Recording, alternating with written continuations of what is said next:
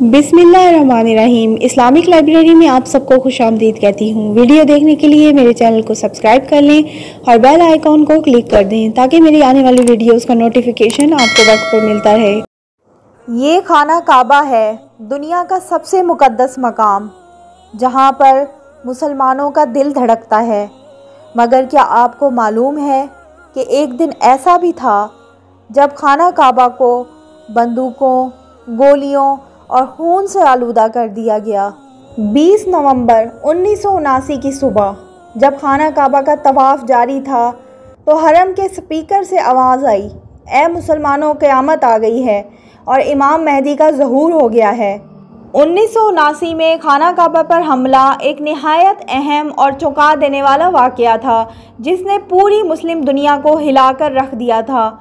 ये वाक़या 20 नवंबर 1979 को पेश आया, जो कि इस्लामी कैलेंडर के मुताबिक यकम मुहर्रम 1400 हिजरी था। इस वाक़े को जहीमान का कब्ज़ा या मुहर्रम 1400 का वाक़या कहा जाता है।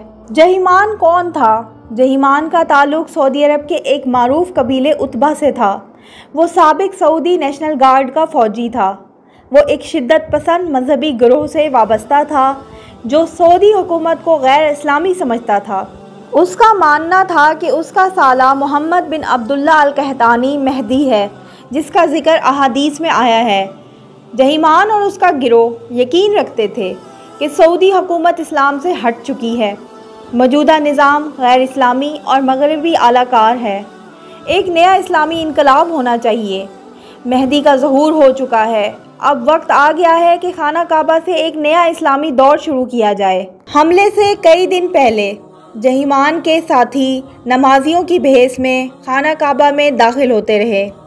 उन्होंने नमाज के कालीनों, लाशों के ताबूतों और पानी के ड्रमों में हथियार छुपाए। फज्र की नमाज के फ़ौरन बाद जब इमाम ने नमाज ख़त्म की, जहीमान के साथियों ने मस्जिद के दरवाज़े बंद कर दिए।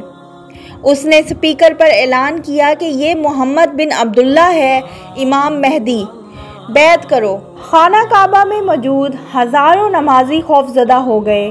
कई अफराद को यरगमाल बनाया गया और कई अफराद को अंदर ही कैद में रखा गया। उसने मीनारों पर स्नाइपर तैनात कर दिए और एक तरह से मस्जिद पर कब्ज़ा कर लिया। अब उस पर सऊदी हुकूमत का क्या रद्द-ए-अमल था? हमले के बाद का पहला दिन सऊदी फोर्सेस ने मस्जिद में दाखिल होने की कोशिश की, मगर हमला आवरों की गोलियों की बौछार से कई अहलकार शहीद हो गए। और जब दूसरा दिन आया, सऊदी हुकूमत ने फ़ैसला किया कि बाकायदा फ़ौजी ऑपरेशन किया जाए। अब सबसे बड़ा मसला यहाँ पर यह दरकार था कि मस्जिदुल हराम की बेहुरमती ना हो, खाना काबा को नुकसान ना पहुँचे। ऑपरेशन के अहम मराहिल का आगाज़ किया गया। धीरे धीरे पेशकदमी की गई। सऊदी फोर्सेस ने पूरे अहाते को घेर लिया। जहरीली गैस इस्तेमाल की गई ताकि हमला आवर बेहोश हो जाएं। सऊदी हुकूमत ने फ्रांसीसी इंसदाद दहशतगर्दी माहिरीन से मदद ली, जिन्हें आर्जी तौर पर मुसलमान बनाया ताकि वो मस्जिद में दाखिल हो सकें। हमला आवर मस्जिद के तहखाने में छुप गए, जहां ज़बरदस्त लड़ाई हुई। तकरीबन 117 हमला आवर मारे गए। ऑपरेशन मुकम्मल होने के बाद जहीमान और उसके साथी जिंदा पकड़े गए। उन पर फौरी शरई अदालत में मुकदमा चलाया गया। 63 अफराद को मौत की सज़ा सुना दी गई। उन्हें मुख्तलिफ सऊदी शहरों में अवामी सतह पर गोली मारकर हलाक किया गया ताकि दूसरों के लिए इबरत हो। पूरी इस्लामी दुनिया में शदीद गम और गुस्सा पाया गया।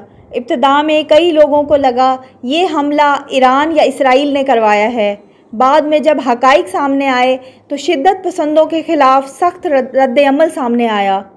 पाकिस्तान ने सऊदी हुकूमत को फ़ौजी मदद और कमांडो की पेशकश दी थी।